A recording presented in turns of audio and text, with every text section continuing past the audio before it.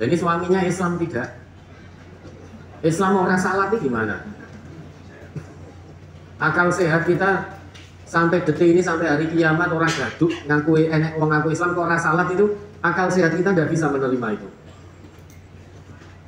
Gua alasan apa wae orang gaduk. Selama akalnya masih sehat, masih normal pikirannya, kalau dia ngaku Islam, ngaku beragama Islam, kewajibannya sholat. Kok ada orang ngaku Islam orang salat, kita belum bisa menerima itu akal kita. Karena kewajiban orang Islam yang paling prinsip itu sholat. Oh ini ya sholat kok seminggu sekali, Jumatan, atau paling tidak setahun 2 kali, Idul Fitri, Idul Adha. Ini duduk, orang Islam itu tidak hanya seminggu sekali sholatnya, tapi sehari 5 waktu. Nabi kita bersabda, baina rajuli wa baina syirki wal kufri tarkus sholah.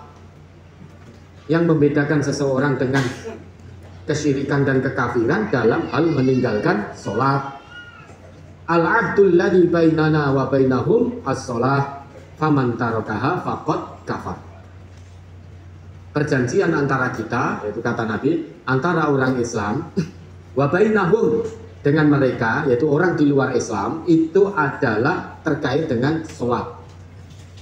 Faman tarakaha, siapapun, itu man, siapapun, siapapun yang meninggalkan sholat faqad kafar, sungguh dia telah kafir. Yang tidak sholat itu hanya orang kafir, orang musyrik.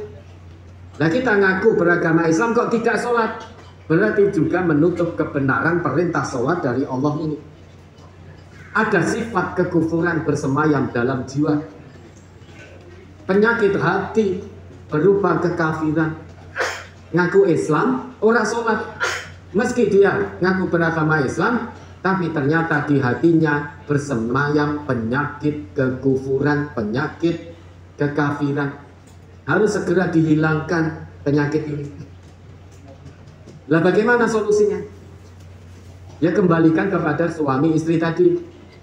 Nasihati suaminya, paksa suaminya untuk mendirikan sholat. Kalau nasihat sudah diberikan, doa sudah diberikan terus secara maksimal, tetap tidak mau sholat, wes ora usah diteruski. Untuk apa seorang muslimah membina rumah tangga dengan laki-laki yang tidak sholat? Allah saja dia abaikan, apalagi hanya istrinya, apalagi hanya suaminya. Kalau istri tidak sholat, Allah saja diabaikan. Padahal yang namanya suami menurut Allah ar-rijal qawwamuna 'alan nisa. Suami itu pemimpin, imam bagi istrinya. Seorang imam, dia punya kewajiban membimbing istrinya ke arah yang benar, ke jalan yang Allah ridhoi, ke jalan yang Rasulullah ridhoi. Bagaimana mungkin seorang suami yang tidak sholat bisa membimbing istri dan anak-anaknya menuju jalan yang Allah dan Rasul ridhoi kalau dia tidak sholat? Wong hubungannya dengan Allah saja tidak baik-baik saja kok. Bagaimana mungkin dia bisa memimpin, membimbing, menggandeng tangan anak dan istrinya menuju keridhaan Allah? Dia sendiri tidak bisa memaksa dirinya menuju keridhaan Allah. Dia sendiri tidak bisa memaksa dirinya untuk mendirikan sholat. Bagaimana mungkin dia akan pimpin keluarganya? Bagaimana mungkin akan hadir bimbingan Allah dalam rumah tangga itu, sedang sang suami tadi tidak sholat? Tidak mungkin rumah tangga mendapat bimbingan dari Allah kalau suami atau istri tidak sholat. Itu tidak mungkin turun bimbingan dari Allah. Apalagi ini yang tidak sholat suaminya. Maka kalau memang suami itu milik tidak sholat, sudah jangan diteruskan. Maksud jangan diteruskan apa? Sudah pisah baik-baik. Nanti Allah akan kirim imam yang memang betul-betul mendirikan sholat. Nah, seorang muslimah untuk apa punya suami yang tidak sholat terus gopo? Jual ke kacang lah itu. ngaku Islam kok gak sholat. Padahal yang menyelamatkan, membuat bahagia dunia akhirat itu adalah tentang sholat. Kalau sholatnya baik, semua amalnya baik. Kewajibannya kepada anak istri tertunaikan dengan baik. Kenapa? Karena sholatnya betul-betul baik. Nah, ya sudah, banyak dirembuk ya. Dirembuk dengan suaminya dengan baik. Jenengan seorang muslim ngaku beragama Islam tapi kau tidak sholat. Al-khabithuna al-khabithatu lil khabithin. Perempuan keji hanya untuk laki-laki keji. Wat thayyibat lit thayyibin. Perempuan yang baik-baik hanya untuk laki-laki yang baik-baik. Seorang laki-laki itu thayyib, salah satunya ditandai dia sholat, dia mendirikan sholat.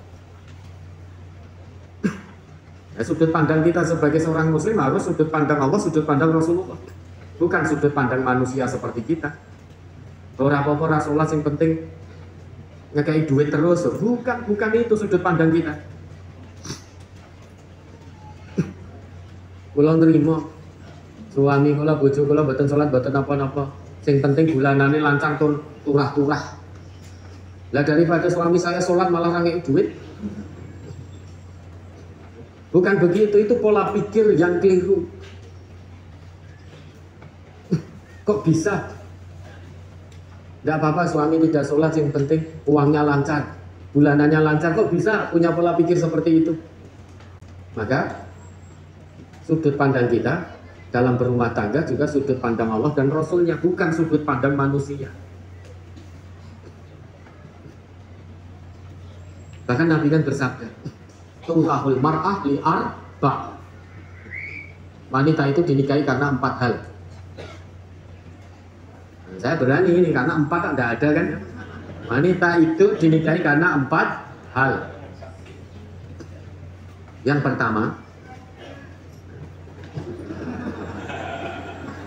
li jamaliha, kecantikannya, li maliha, kekayaannya, li nasabiha, keturunannya.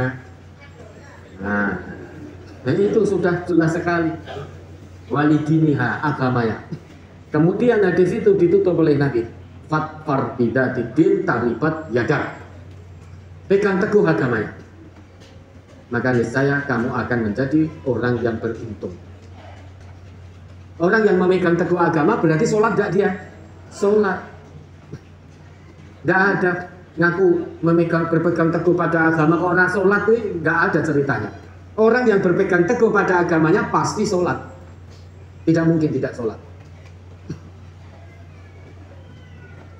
Kita dikomunikasikan, minta pada suami, Mas ini segera sholat karena jenengan ngaku beragama Islam, segera sholat, saya hanya mau dengan orang yang sholat.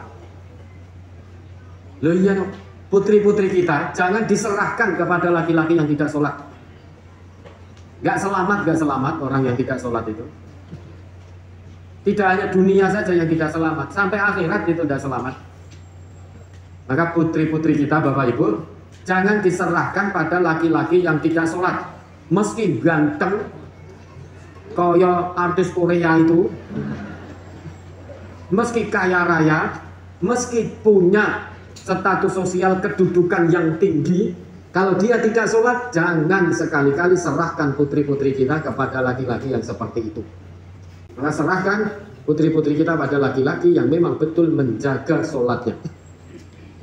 Karena sholat itu hubungan kita dengan Allah. Kalau sholat kita berantakan, berarti hubungan kita dengan Allah sedang berantakan. Allah gak sudi turunkan hidayahnya, bimbingannya kepada orang-orang yang tidak mau sholat. Ya, dikomunikasikan yang baik. Kalau memang suami tetap pilih tidak sholat, ya sudah, jangan diteruskan rumah tangga itu. Lo MTA ngajari cerai, bukan MTA yang ngajari cerai. Karena kita berusaha mengamalkan apa yang menjadi warisan Rasulullah. Rasul saja mewanti-wanti kita memilih pasangan hidup itu, pegang agamanya. Orang yang pegang agamanya itu adalah orang yang sholat. Mafhum mukhalafahnya, orang yang tidak sholat, jangan kita serahkan putri-putri kita kepada mereka.